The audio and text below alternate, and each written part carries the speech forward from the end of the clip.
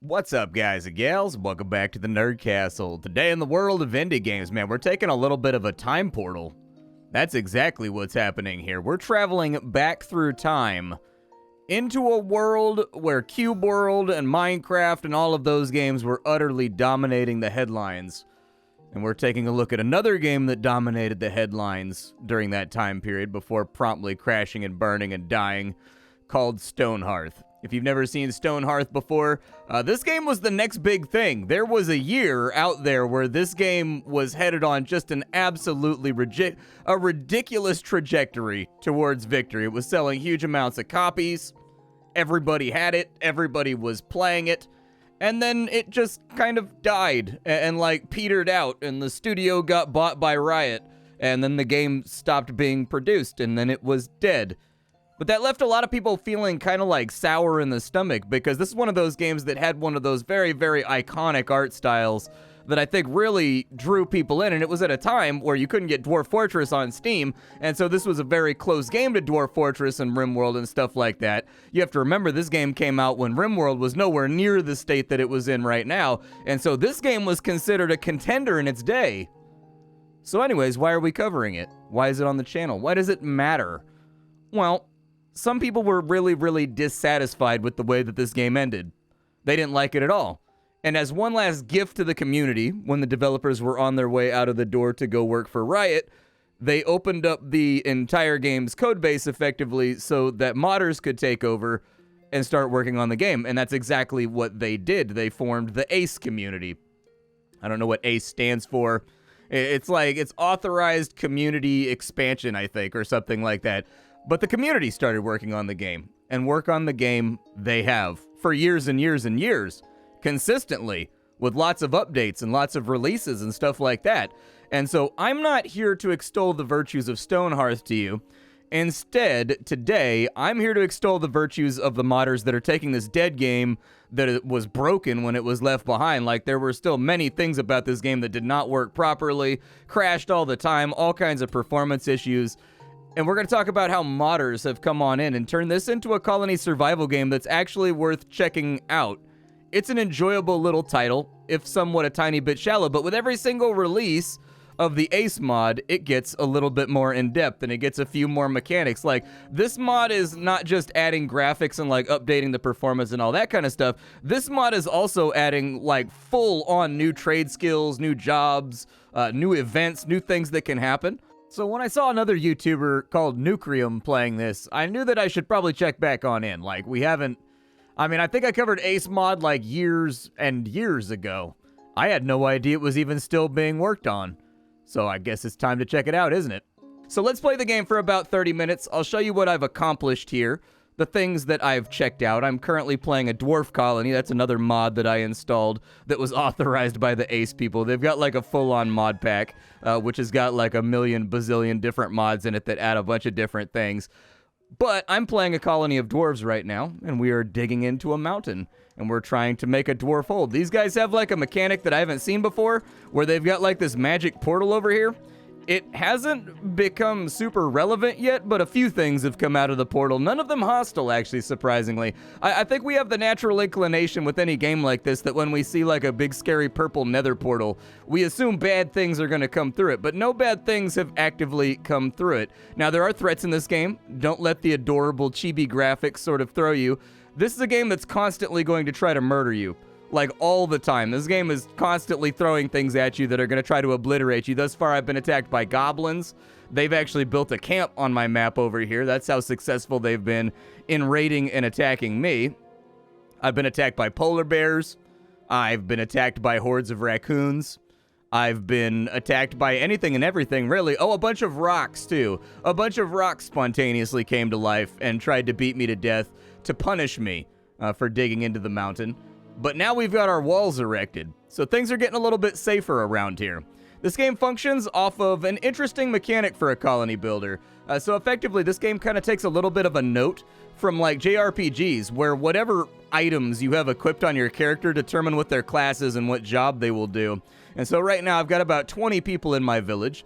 These guys have all kinds of different jobs, from just generic workers that haul and move things around, to we've got like trapper over here, we've got farmers, we've got tailors, we've got masons, we've got healers, we've got cooks. I mean, we've got carpenters, we've got blacksmiths, we've got our warriors. These are the guys that are watching the front gate and protecting us all from all of these various attacks, and each of these jobs has its own stats and its own boosts and its own traits and its own buffs and its own things that it gives the characters that interact with them. As of right now, I've got like a couple of jobs that I think I'm supposed to be doing. So like for this guy right here, he wants animal fodder, he wants woven supply baskets, and he wants a pile of logs. See, I received a trader from the south just before I started recording, and that trader from the south wanted me to supply him with some things, and in exchange, after he gets back from the south, he would teach me the secrets of a crop they grow down there that has never before been seen, called rice. And so I love rice. My family's Hawaiian. We eat rice with just about everything. And so if I can get myself a little bit of rice, I think I'm pretty excited about it. It looks like we have a hunting merchant that has stopped by too. This is our little village market right here. We only have like 2 village market tables right now. But if you have market tables, people will come by day, and they'll sell you things, or they'll buy the stuff that you're producing so that you have money to buy other stuff that may be necessary for your long-term survival. Why did this guy not finish being built? I have so many questions right now. Is it because the beds are in there? Looks like most of the stuff is inside of here. So we should mostly be good, I think. We have 18 beds right now. We're going to need to build ourselves another living space, so I'm going to go ahead and do that. I've mostly got people living on the out of doors. One of the little things about this game that you'll learn is that building on the indoors is a little bit difficult in this game. So like my initial thing that I wanted to do is I wanted to make a big badass dwarf hold inside the mountain, but with the way that the digging mechanics work and the way that the slices work and stuff like that, and the way that basically buildings are placed in this game, it's actually very, very difficult to furnish inside of a cavern. It's just the way that it goes. So technically, we are dwarves that are using the mountain for all of our holy of holy secret areas where we craft up all of our cool stuff, but other than that, they all live in kind of Viking-style longhouses on the outside of the city. I just completed the construction of this big wall right here, which was meant... The enemy was attacking me from a lot of different directions on this map, like all kinds of directions. So what I figured was, what if I set up my patrol groupings to just kind of be like in the middle of town, and then everybody either has to come down this ladder over here, or they have to come through the front gate. Because I got tired of seeing my guards chase enemies around and have to, like, get attacked from the right and the left at the same time. Just get everything through one little gate right here so that we can sally out and take them out. But at the moment, I'm trying to produce feed and fodder and all that kind of stuff so that I can complete this guy's southern quest. And so let's continue knocking that on out. So the first thing that I'm going to need to do is I need to go inside, and we needed a log pile. I'm going to go to my carpentry workbench, and I'm going to make that log pile right now out of the list of stuff that I can craft in the carpentry workbench.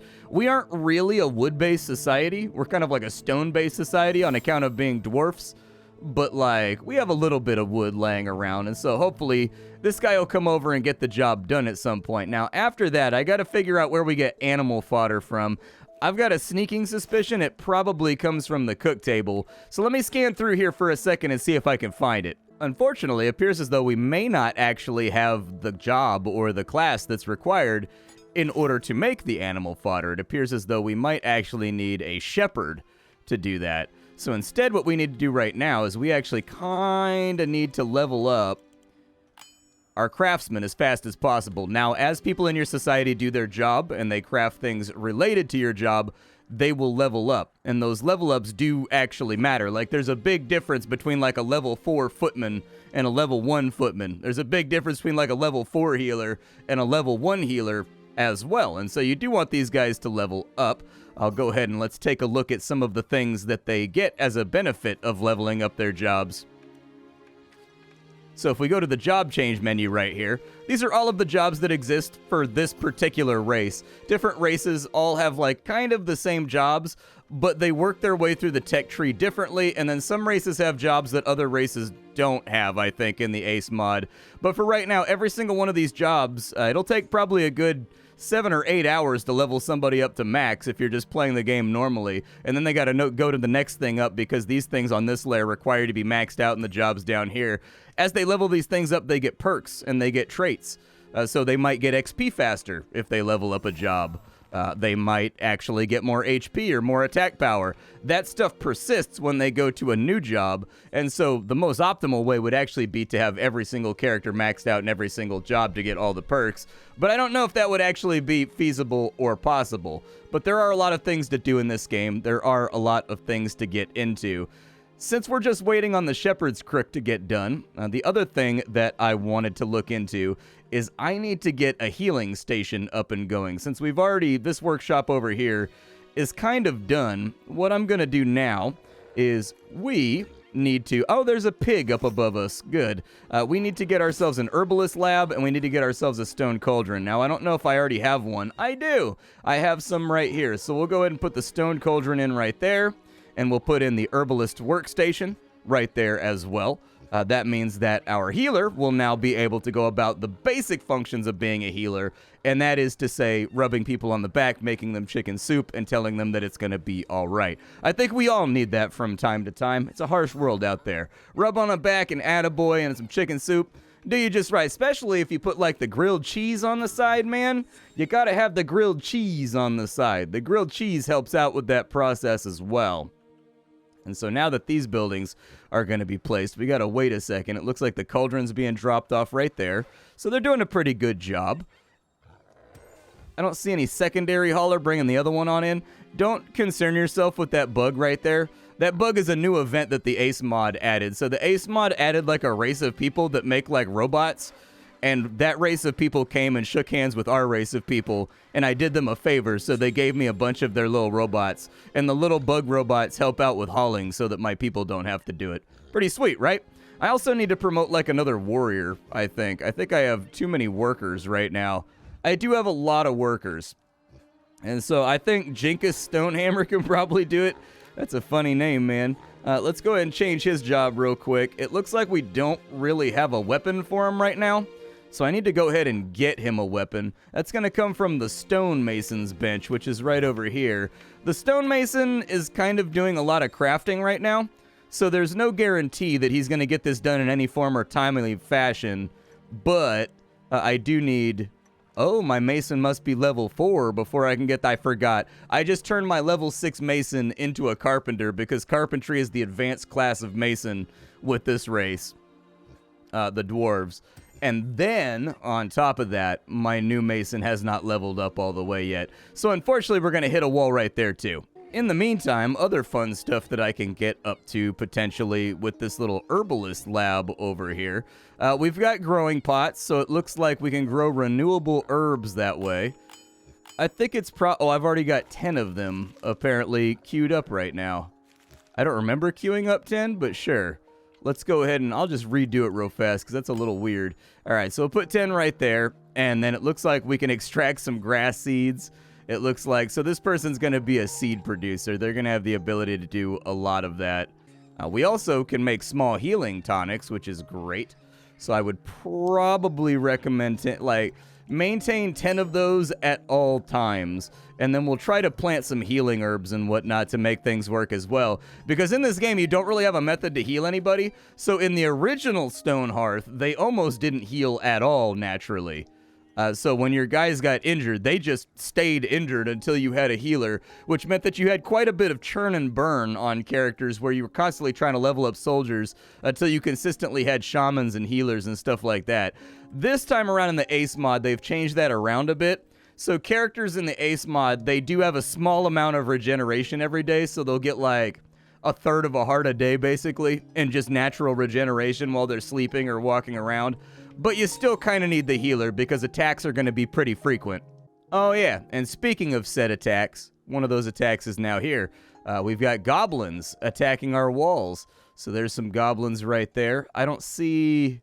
Normally there's a lot more of them. Where are the rest? I mean, it's fine, don't get me wrong, but as you can see, they're doing battle strength fighting down here. Battle stab cutty fighting is taking place. One goblin has been vanquished already. Now, lest you think the threats in this game are not a threat, I streamed this game for 5 or 6 hours to get to the point where we are right now in this playthrough just to make a YouTube video.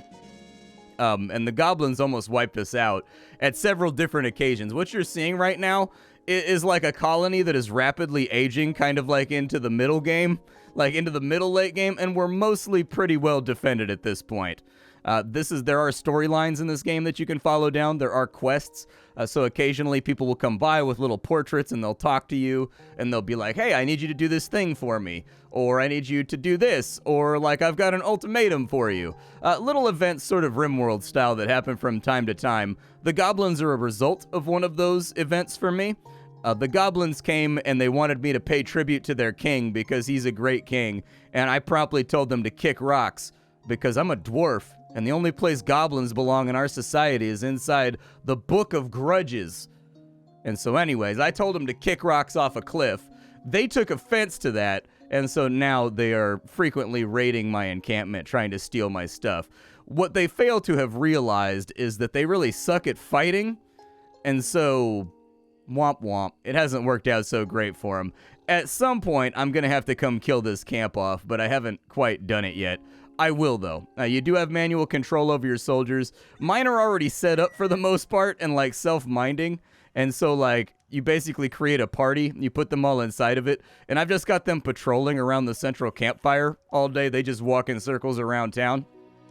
But you do have manual commands down here in the bottom left. One of the areas where I think this game and also this mod suffer a little bit is that other games have continued like full force development with like paid teams and whatnot, stuff like RimWorld, and those games have gotten like the most modern and the most updated of kind of quality of life and things like that. This game has some quality of life, but if you play this game long term with the ACE mod, you're definitely going to start to feel the spots where the game's age is beginning to show a little bit. It's not the game's fault, it's baked into the engine, it's not the modder's fault or anything else like that, it just kind of is what it is. However, just one thing to be warned about, the UI in this game can be quite difficult to come to terms with the first time that you play, just because things in this game, they sort of like function different from other colony survival games. You have to remember that this game came out sort of when everybody was putting out games like Towns, everybody was putting out games, you know, like RimWorld, like all of those things were fresh and new, and so like all of the best guidelines for like how to design a colony survival game hadn't really been established yet, and so just with the growing pains of this game being a little bit older at this point, you're going to start to feel that. I'm going to put in my flower pots over here. So that I don't have to, if you're wondering why I want the flower pots, as of right now, I have to go out into the hinterland, and I have to gather all the things for my heals that I need in order to make potions and stuff like that. If I can just relocate them over to here and have like a big potting area, I can get all of my plants and all of my seeds from inside my own base without having to worry about it. The same way that I do with my entire food supply. You can see that right here. I've got berry bushes growing. I've got cabbages. I've got sweet potatoes growing over here. I've got barley because beer is very important to dwarves, so we're going to have that growing pretty soon. One of the things the ACE mod adds is a full brewing class. We've got our daily update, though. This happens every single day.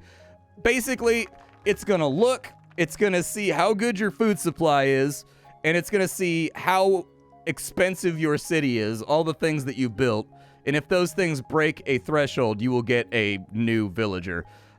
It starts out very easy, like have 30 food and 30 gold's worth of worth. So like the first couple days, you basically get free immigrants every single day. But after a while, you're definitely going to have to make like a concerted effort to keep your city growing. So there's Dolly Darkholme right there.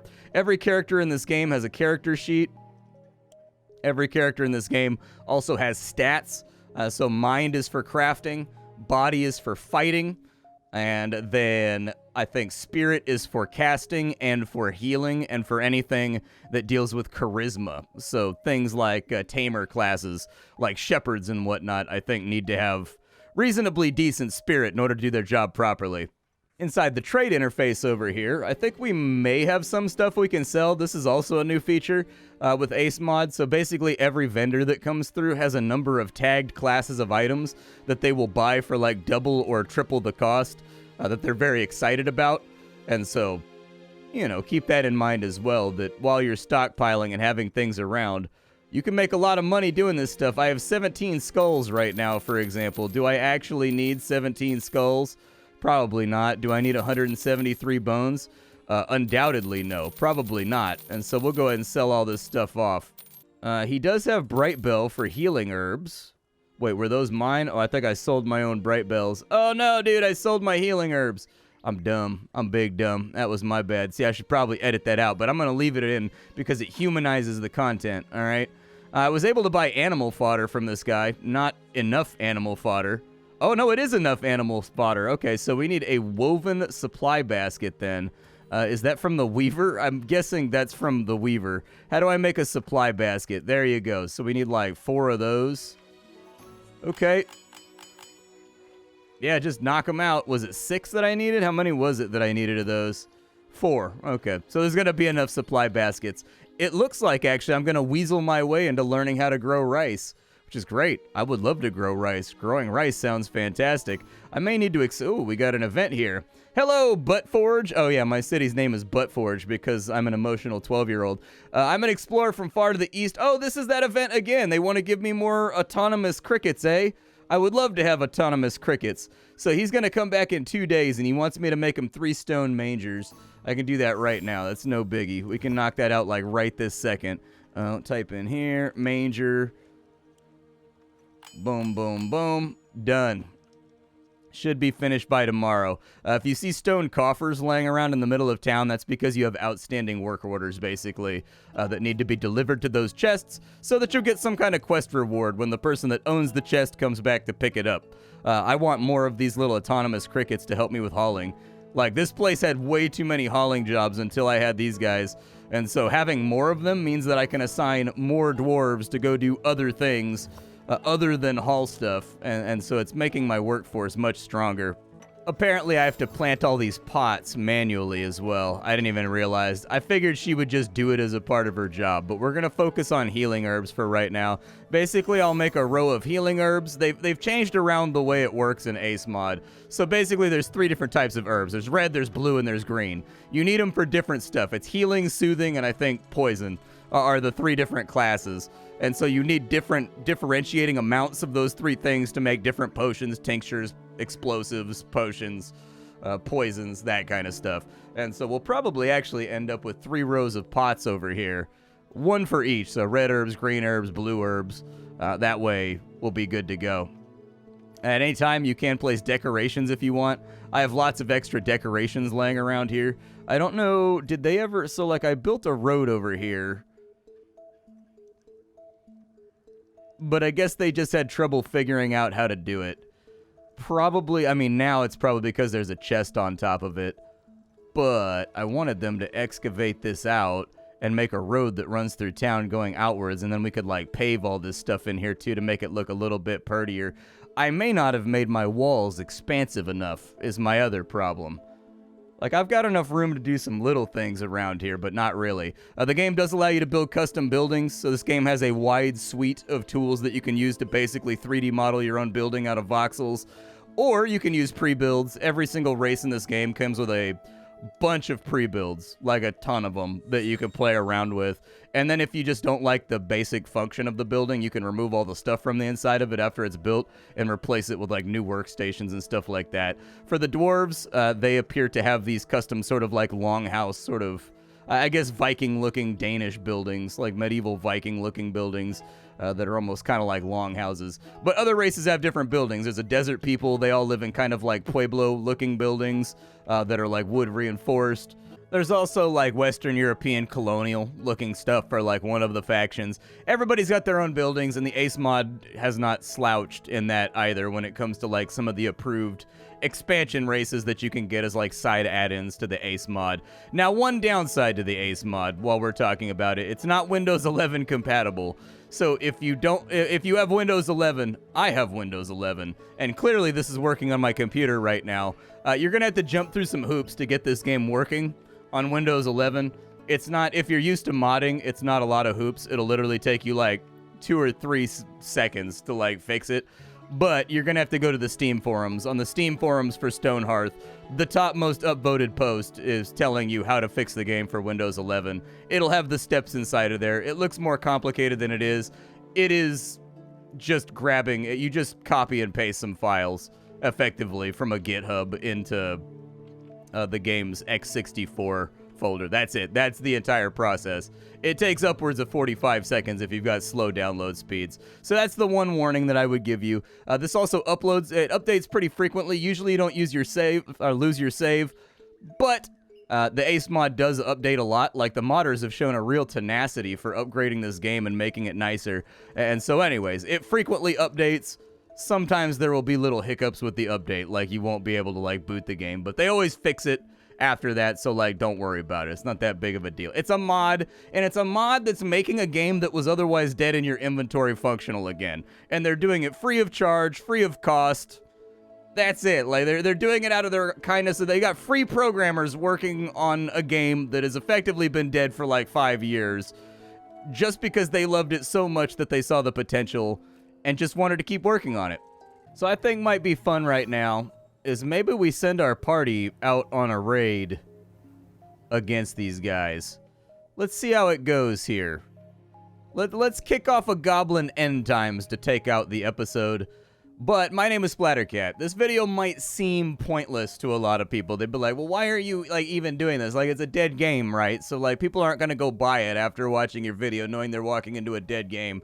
And I'm like, that's fair. The reason why I wanted to do this video is because I thought that it was only fair that we put a video out there showing that a dedicated team of people have taken a game that was probably one of the most promising titles of the great indie push of, like, you know, the early 2010s and 2015s in there, and they're taking something that they had no responsibility for. None whatsoever. They have no responsibility to this project. They have no reason to fix this, but for whatever reason, they saw the potential that existed inside of this game to such an extent that it was a heartbreak when the game died and was ultimately shuttered, that they took on the mantle for something they have no responsibility for and decided to make something fun and playable for people to whom they owe nothing. And I think that's a very laudable thing to do, and they're doing it free of charge right now, without, you know, anybody posting kudos or anything else. The player numbers on this game are not very high, you know what I mean? And yet they're still doing it. They're still doing it. And I think that's a really, really cool thing. Now, it looks like we swept the goblins without too many problems. Our new guy, actually, that's not our new guy right there. Our new guy is over here dual-wielding hammers, apparently just chasing down and butchering goblin civilians. Because why not add a few bearded war crimes to the video? Why not? They do get special abilities and stuff, too, as they level up. They can, like, braver people or, like, do little whirlwinds. They get some cool abilities that they can play around with. Our characters should claim all this stuff at some point. I think there is, like, a claim command, too. Yeah, I can have them come on in here and just claim everything. They'll break down the entire city, and then they'll be done here. But yeah, that's laudable. Like, that shows a tremendous amount of gumption to go out and take responsibility for an absolute fuster of clucks that were not your problem to begin with, and be like, well, the bones of the game were dope. Let me see what I can do instead of working on, like, my own project to keep this thing alive because I love it. That's a really cool thing, and that's a thing that can only happen in the modding world. So I know this video probably wasn't positively eventful. It probably wasn't a video that's going to blow the hinges off the door or anything like that, but it was a video that I did want to make because I saw Nucrium playing this and it reminded me that it existed, and so I was like, you know what, I'm going to go check that out. My name is Splattercat. I sift through the pile to find what's worthwhile in the world of indie games every single day so you don't have to. Today up on the chopping block, we're checking out the Stonehearth ACE mod, which I highly recommend. I think it's great. I think it takes a dead game and it brings it back to life. I will see you all later. Thank you for stopping on in, and I'll catch you all tomorrow with something hot fresh off the indie skillet. Bye, folks.